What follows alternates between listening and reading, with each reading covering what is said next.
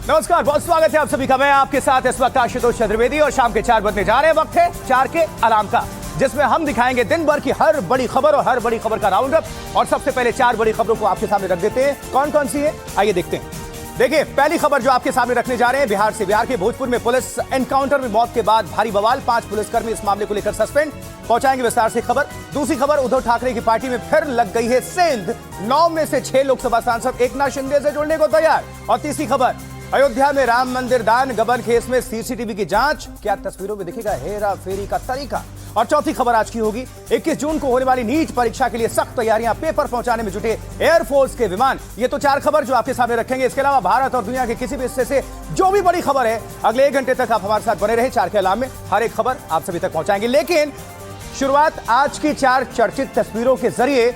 लेकिन वो क्यों है सुर्खियों में, आइए पता करते हैं। दिखाते हैं सबसे पहले 4 तस्वीरें। पहली बड़ी खबर आपके सामने रख देते हैं। बिहार से एक खबर है। बिहार के भोजपुर जिले में कल हुए एक एनकाउंटर में एक युवक की मौत हो गई। मामले में काफी विरोध प्रदर्शन और दबाव हंगामा हुआ। दबाव पड़ने के बाद पुलिस महकमे ने कार्रवाई की। 5 पुलिसकर्मी सस्पेंड किए गए हैं। अब तक मृतक के परिजनों ने फर्जी एनकाउंटर का आरोप लगाया है। और मुठभेड़ से पहले की तस्वीरें भी वायरल हो रही हैं, जिसमें आरोपी पुलिस को हथियार दिखाकर धमकाता हुआ नजर आ रहा है। पुलिस काफी देर तक उसे मनाती रही, उसके बाद गोलियां चली हैं। और फिर ये सुन लीजिए जरा पहले बात।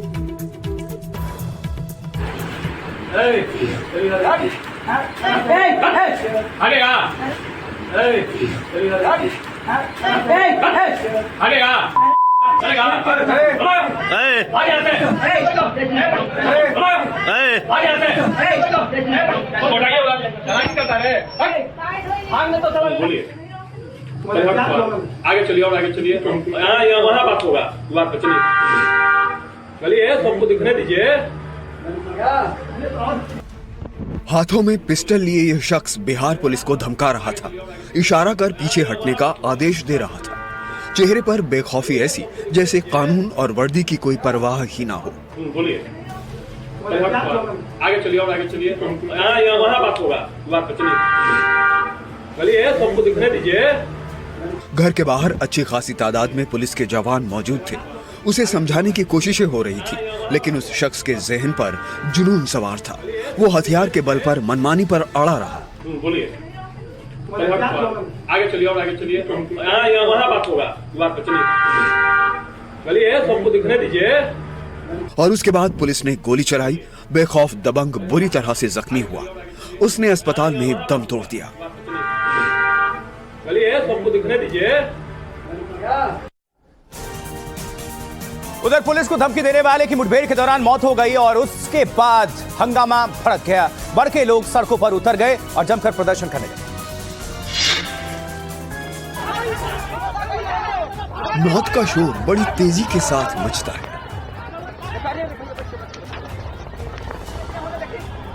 बलोटी गांव के लोग सड़कों पर उतर आए। पत्थरबाजी हो रही थी। आती जाती गाड़ियों के पहिए थम गए।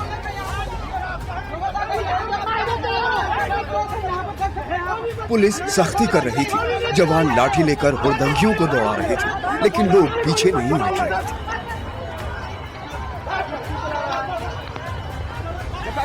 फिर इस जवान ने भीड़ को असलहा दिखाकर डराने की कोशिश की।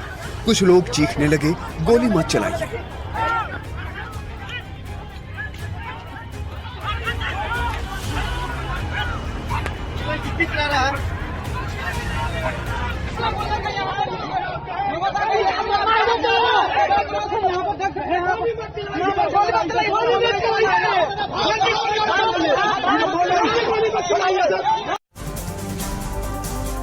तो भोजपुर जिले में हुए इस एनकाउंटर की पूरे बिहार में चर्चा है। लोग सवाल उठा रहे हैं। हंगामा भी जमकर हुआ और इन सब के बीच पुलिस फूंक फूंक कर अब कदम रख रही है।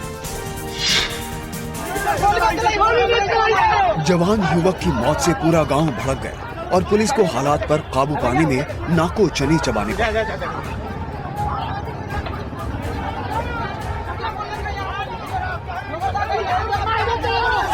अस्पताल के बाहर का मंजर भी देख लीजिए। लोगों की भीड़ बढ़ती जा रही थी और हालात को संभालने के लिए बड़ी संख्या में जवान मुस्तैद थे। पुलिस ने मृतक भरत भूषण को मानसिक रूप से अस्वस्थ बताया है। उसकी मां का आरोप है कि उसने समझाने के बाद हथियार रख दिए थे। बावजूद इसके पुलिस ने गोली चलाई।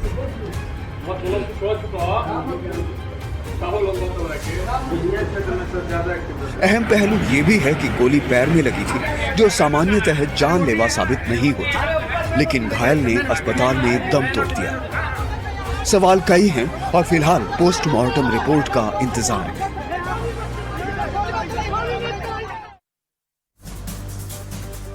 तो भोजपुर एनकाउंटर केस देखिए, कार्रवाई के लिए पहुंची पुलिस तो आरोपी भरत भूषण तिवारी ने पिस्टल तानी। फेसबुक लाइव के दौरान पुलिस वालों को पिस्टल दिखाकर धमकाया। कल एनकाउंटर के दौरान युवक घायल हुआ और अस्पताल में इलाज के दौरान आरोपी की जान चली गई। स्थानीय लोग कह रहे हैं कि वो जनहित के मुद्दे उठाता था। पुलिस के मुताबिक भरत भूषण मानसिक रूप से अस्वस्थ था। लोगों का आरोप है कि उस युवक को बचाया जा सकता था, समझाया जा सकता था, लेकिन एनकाउंटर करके हत्या कर दी गई। ये लोग पूरे आरोप लगा रहे हैं। चलिए, इस बीच बड़ी खबर है बिहार के बगल से यानी झारखंड से। झारखंड की राजधानी रांची के निवारणपुर में आरएसएस दफ्तर पर पेट्रोल बम से हमला करने के आरोपी के साथ पुलिस की मुठभेड़ हुई है। इस मुठभेड़ में एक आरोपी को पुलिस की गोली लगी है। गुरुवार की दोपहर यह घटना उस समय हुई जब पेट्रोल बम से हमला करने के आरोपी को पुलिस ने गिरफ्तार करके रखा हुआ था और हवालात में। इसी दौरान गिरफ्तार आरोपी हाजत से फरार हो गया। इसके बाद आरोपी का पीछा करते हुए पुलिस मांडर पहुंची। जैसे ही पुलिस ने उसे पकड़ने का प्रयास किया, उसने एक पुलिस वाले का हथियार छीनकर फायरिंग शुरू कर दी। इसके बाद पुलिस के द्वारा आत्मरक्षा में जवाबी कार्रवाई की गई और जिसमें एक आरोपी को गोली लगी है। फिलहाल उसे इलाज के लिए अस्पताल में भर्ती कराया गया है। ये तस्वीर भी साथ साथ।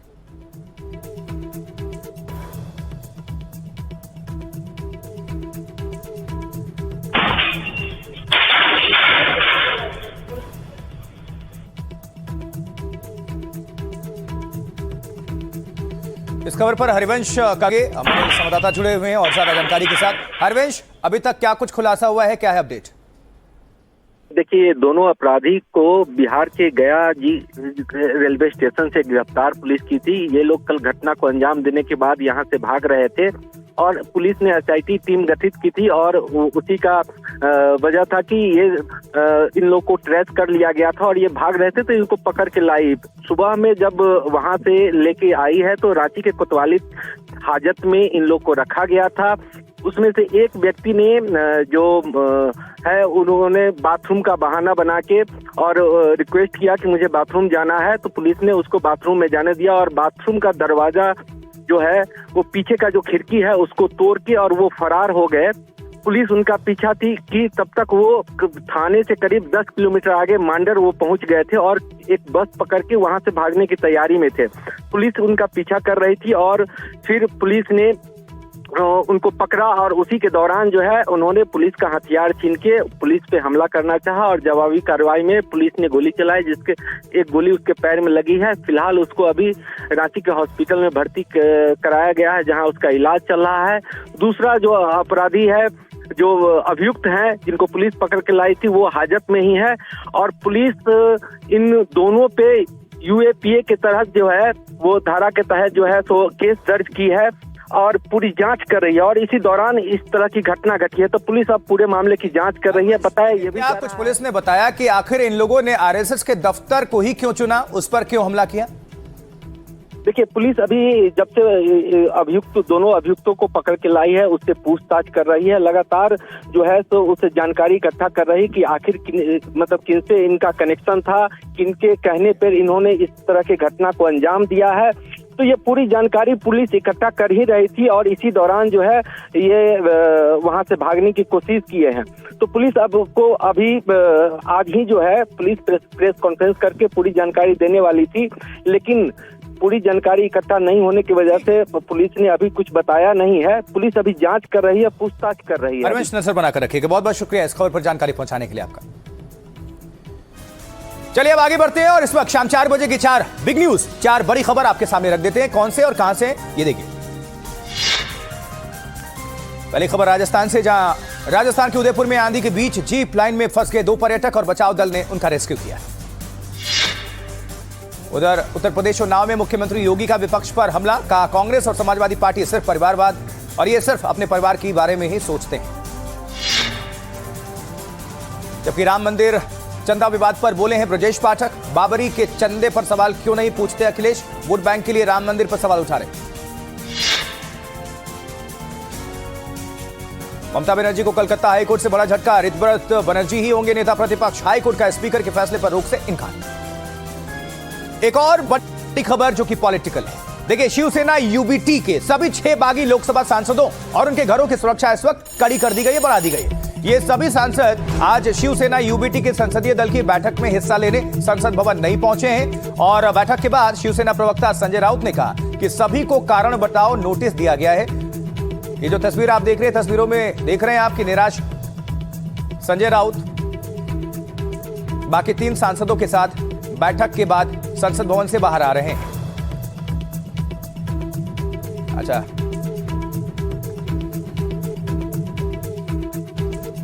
जानकारी के मुताबिक सभी 6 सांसद लोकसभा स्पीकर से मिल चुके हैं और उनका कहना है कि शिवसेना यूबीटी विचारधारा से भटक गई है। पार्टी के बड़े नेता कांग्रेस में विलय करना चाहते हैं, इसलिए वो उनसे अलग होना चाहते हैं और एकनाथ शिंदे की शिवसेना में शामिल होना चाहते हैं। आएंगे वो हमारे, नहीं आएंगे वो बेईमान गद्दार। संसद में शिवसेना यूबीटी की संसदीय दल की बैठक से पहले संजय राउत के बयान पर यकीन किया जाए तो क्या पार्टी के 9 में से 6 लोकसभा सांसद गद्दार और बागी हो गए हैं जो बैठक में नहीं पहुंचे। वैसे ये आसार पहले से ही नजर आ रहे थे। 9 में से सिर्फ 3 ही बैठक में आए। ये 6 सांसद 16 जून से ही पार्टी के संपर्क में नहीं हैं। 9 में से 6 सदस्य 2/3 से अधिक हैं और इस आधार पर वो अयोग्य ठहराए जाने से बचकर एकनाथ शिंदे की शिवसेना में शामिल होने की ओर बढ़ सकते हैं। उधर उद्धव की शिवसेना ने गैर मौजूद रहने पर उनसे स्पष्टीकरण मांग लिया है। वो एक्शन की शुरुआत हो गई है, उनको सौंपा दिया जाएगा, उनसे जवाब मांगा जाएगा और हम इस दिशा में जाएंगे कि उनकी सदस्यता रद्द। सूत्रों के मुताबिक सभी 6 बागी लोकसभा अध्यक्ष ओम बिरला से मिलकर उन्हें पत्र दे चुके हैं। पत्र में लिखा है कि शिवसेना यूबीटी अपनी विचारधारा से भटक गई है। उसके सीनियर नेता कांग्रेस में विलय चाहते हैं, इसलिए हम पार्टी छोड़ शिवसेना शिंदे में विलय कर रहे हैं। अब देखना है कि स्पीकर इस पर क्या फैसला लेते हैं। और अब एक नजर डाल लेते हैं कि शिवसेना यूबीटी के कौन कौन से सांसद बागी बताए जा रहे हैं। तो 9 में से जो 6 सांसद अपनी पार्टी के संपर्क के बाहर हैं वो हैं संजय दीना पाटिल, सांसद हैं लोकसभा मुंबई उत्तरी पूर्व से। संजय देशमुख हैं, सांसद लोकसभा यवतमाल से आते हैं। तीसरा नाम है नागेश पाटिल अष्टकर का, जो सांसद लोकसभा हिंगोली से आते हैं। ओम राजे नाइक है निम्बालकर, सांसद लोकसभा धाराशिव से आते हैं। अगला जो नाम है संजय जाधव का, ये सांसद हैं लोकसभा परभणी से। बाबू साहेब वाकचौरे, ये सांसद लोकसभा शिरडी से आते हैं। और जो 3 सांसद उद्धव के साथ हैं और आज संसदीय दल के बैठक में पहुंचे हैं वो है अरविंद सावंत, लोकसभा दक्षिण मुंबई से सांसद। दूसरा नाम अनिल देसाई, सांसद लोकसभा दक्षिण मध्य। और तीसरा नाम राजा भाऊ वाजे, ये सांसद हैं लोकसभा नासिक से। अब कुछ और डिटेल्स आपके सामने रख देते हैं, कुछ जो जानकारी है उसको भी आप सभी तक हम पहुंचा देते हैं। देखिए, जो शिवसेना के जो 6 लोकसभा सांसद हैं वो कहां हैं ये सब जानना चाहते हैं। तो आपको बता दें कि 16 जून ही सभी सांसद अलग अलग दिल्ली पहुंचे। नागेश पाटिल नांदेड़ से प्राइवेट जेट से देर रात 1:30 बजे दिल्ली पहुंच गए। संजय देशमुख और संजय जाधव अलग प्राइवेट जेट से नांदेड़ से दिल्ली पहुंचे। उसी दिन बाबू साहेब वाकचौरे हैदराबाद से प्राइवेट जेट से दिल्ली पहुंच गए। संजय दीना पाटिल और प्रताप सरनायक 16 की रात को दिल्ली पहुंचे और 16 जून को एकनाथ शिंदे मुंबई से जयपुर गए और फिर सुबह 3 बजे दिल्ली पहुंचे। सांसद ओम राजे निम्बालकर पुणे से श्रीकांत शिंदे के साथ सुबह 4:30 बजे राजधानी दिल्ली पहुंचे। बाकी सांसदों को नोएडा के होटल में रुकवाया गया था और 17 जून को स्पीकर ओम बिरला से श्रीकांत शिंदे और ओम राजे निम्बालकर ने सुबह 7 बजे मुलाकात की। सुबह 10:20 पर ओम राजे निम्बालकर के अलावा 5 सांसदों ने स्पीकर ओम बिरला से मुलाकात की। कल स्पीकर से मुलाकात के बाद प्राइवेट जेट से नागेश अष्टकर चेन्नई गए, वहां से तिरुपति दर्शन के लिए पहुंचे। ये पूरी आपको हमने बता दी। अब आगे बढ़ते हैं। शिवसेना यूबीटी के जो बागी सांसदों को पार्टी प्रवक्ता संजय राउत गद्दार बता रहे हैं। उनका आरोप है कि इस तोड़फोड़ से लोकतंत्र पर हमला किया जा रहा है। उधर शिवसेना शिंदे का कहना है कि ठाकरे परिवार के दिन गए। शिवसेना के लोकसभा सांसदों की गैर हाजिरी ने पार्टी को हिलाकर रख दिया है। पार्टी प्रवक्ता संजय राउत तोड़फोड़ का आरोप बीजेपी और एकनाथ शिंदे पर लगा रहे हैं और इसे लोकतंत्र से खिलवाड़ बता रहे हैं। क्या खेल लगा रखा है क्या डेमोक्रेसी का? उसको तोड़ेंगे क्या? पैसे की इतनी मस्ती आई क्या आपके पास? ये ईडी सीबीआई की धमकी आप किसको दे रहे हैं? हमको? हम जेल में जाकर आ चुके हैं, हम वापस जेल जाने के लिए तैयार हैं, लेकिन आपको सबक सिखा के जेल में जाओ। उधर शिवसेना शिंदे की प्रवक्ता शाइना एनसी ने कहा कि संजय राउत अपना मानसिक संतुलन खो चुके हैं। संजय राउत अपने मानसिक संतुलन को खो बैठे हैं, मारपीट की बात करते हैं जो महाराष्ट्र की संस्कृति सभ्यता में है ही नहीं। आपको एक सलाह है कि आपके मानसिक संतुलन के लिए ठाणे मेंटल हॉस्पिटल में आपके लिए जगह रखा है। अब सवाल ये है कि लोकसभा स्पीकर 6 बागी सांसदों पर क्या फैसला करते हैं। लोकसभा अध्यक्ष ये 6 एमपीज के नेता को अगर व्हीप बनाते हैं और उनसे मानते हैं, नेता उनका मानते हैं, यानी व्हीप यानी जो इलेक्टेड रिप्रेजेंटेटिव है उनमें से एक को नेता चुना जाता है और वो पार्टी की तरफ से काम करता है। अब सबकी नजर इस बात पर है कि क्या 4 साल में दूसरी बार उद्धव की शिवसेना टूट जाएगी।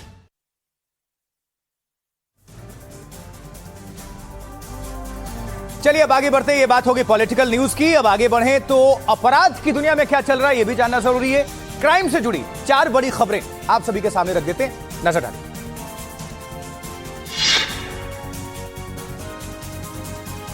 दिल्ली एनसीआर में आतंकवादी साजिश का खुलासा, आईएसआई हैंडलर शहजाद भट्टी से जुड़े टेरर मॉड्यूल के 5 और सदस्य गिरफ्तार। यूपी के सहारनपुर में संदिग्ध आतंकी नईम के घर तलाशी, भोपाल एटीएस ने डिजिटल डिवाइस खंगाले, पाकिस्तानी हैंडलर से संपर्क में था नईम।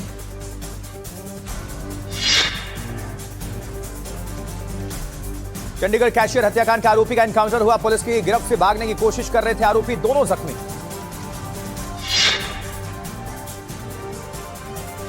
जबकि छत्तीसगढ़ के नारायणपुर में सुरक्षा बलों को बड़ी कामयाबी, सर्च ऑपरेशन के दौरान जंगलों से नक्सलियों के डंप हथियार बरामद। एक और बड़ी खबर है, सुहेलदेव भारतीय समाज पार्टी के प्रमुख ओपी राजभर यानी ओम प्रकाश राजभर ने आज फिर से समाजवादी पार्टी में टूट का दावा कर दिया है। कहा है कि बागी बलिया का बेटा बगावत का नेतृत्व करेगा। उनका इशारा समाजवादी पार्टी सांसद सनातन पांडे की ओर था, लेकिन इसके तुरंत बाद सनातन पांडे ने राजभर का आरोप खारिज कर दिया। सनातन पांडे ने कहा कि वो मरते दम तक समाजवादी रहेंगे। उधर सपा महासचिव शिवपाल यादव ने भी कहा कि सपा पूरी तरह से एक है और अगले चुनाव में मिलकर बीजेपी को हराएगी। सुहेलदेव बहुजन समाज पार्टी के नेता ओम प्रकाश राजभर सपा में टूट की आस लगाए हैं। कल पार्टी महासचिव रामगोपाल यादव के नेतृत्व में टूट का आरोप लगाने वाले राजभर ने आज सोशल मीडिया पर यह कह दिया कि बगावत का नेतृत्व बागी बलिया का लाल करेगा। इशारों में उनका निशाना बलिया से सपा सांसद सनातन पांडे की ओर माना जा रहा है। राजभर का आरोप है कि सपा ने ब्राह्मण समाज का अपमान किया है, लेकिन इसके ठीक बाद सनातन पांडे खुद सामने आ गया और राजभर के आरोपों को खारिज कर दिया। जन्मजात समाजवादी हूँ, अंतिम सांस तक समाजवादी रहूंगा और अंतिम सांस में अगर मुझे प्रतिनिधि करने का मौका पार्टी नहीं दिया तो उसके बाद भी मैं पार्टी कार्यालय में बैठकर पार्टी की सेवा करने का काम करूंगा।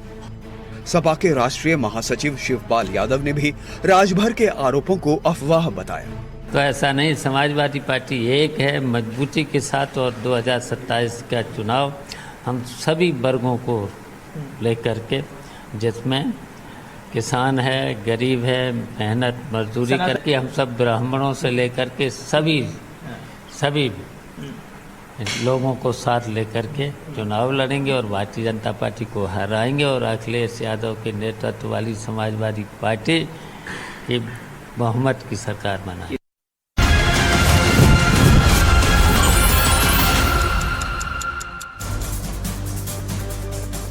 ब्रेक के बाद खबरों में एक बार फिर से बढ़ेंगे आगे। आप देख रहे हैं चार का अलार्म और एनडीटीवी इंडिया पर मैं आपके साथ आशुतोष चतुर्वेदी। देखिए, राम मंदिर दान गबन मामले की जांच हो रही है, एसआईटी कर रही है और आज सीसीटीवी की जांच कर रही है एसआईटी। ये सीसीटीवी उस कमरे में लगे थे जहां दान के पैसों की गिनती होती थी। ये पता करने की कोशिश की जा रही है कि दान की गिनती में गड़बड़ी कहां की जा रही थी। एसआईटी ने आरोपियों से लंबी पूछताछ की है और इस बीच कल यूपी के मुख्यमंत्री योगी आदित्यनाथ अयोध्या के दौरे पर भी पहुंचने वाले हैं।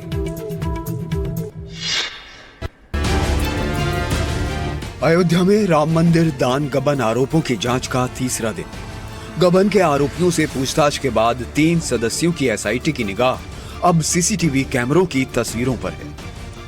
मंदिर का चंदा सीसीटीवी कैमरे के आगे गिना जाता है। एसआईटी इस रिकॉर्डेड फुटेज की समीक्षा कर रही है। ये उसी कमरे की तस्वीर है जिस कमरे में गिनती होती थी। एसआईटी ये जांच कर रही है कि हेरफेर का तरीका क्या था। क्या एक बकेट में तय संख्या से ज्यादा गड्डी रखी जाती थी या हर गड्डी में 100 से ज्यादा नोट रखे जाते थे।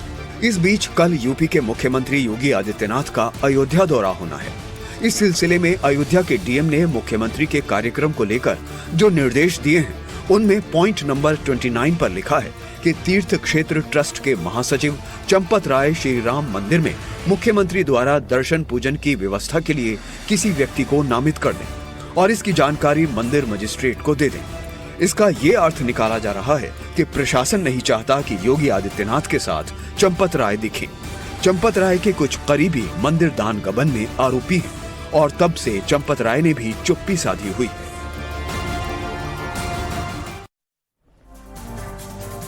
एक और खबर है, भगवंत मान के वायरल वीडियो का मामला है। पंजाब के मुख्यमंत्री ने वीडियो को फेक बताया है और भगवंत मान ने 2 फॉरेंसिक रिपोर्ट का हवाला दिया है। वीडियो बनाने वाले को पकड़ेगी पुलिस, ये कह रहे हैं भगवंत मान, पंजाब के सीएम।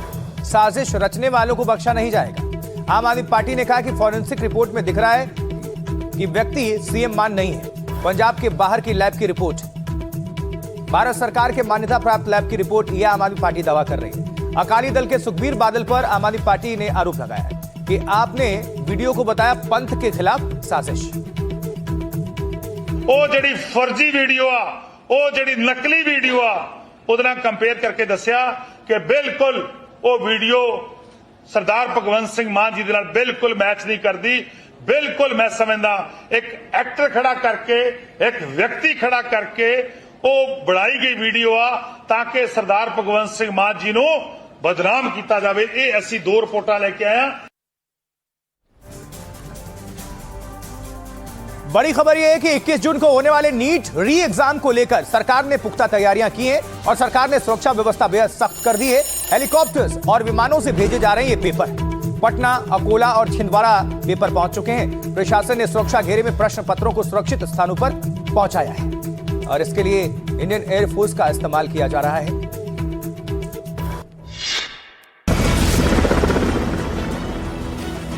महाराष्ट्र के अकोला और मध्य प्रदेश के छिंदवाड़ा से जो तस्वीरें सामने आई हैं, वो देश के इम्तिहानों के इतिहास में कम ही देखने को मिलती हैं।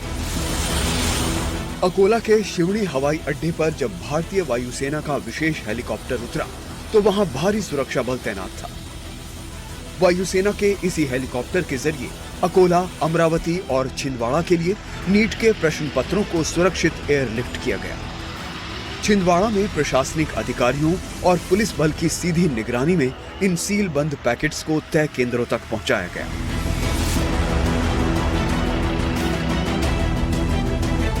परीक्षा की शुचिता और सुरक्षा को हर हाल में कायम रखने के लिए भारतीय वायुसेना को मैदान में उतार दिया गया है।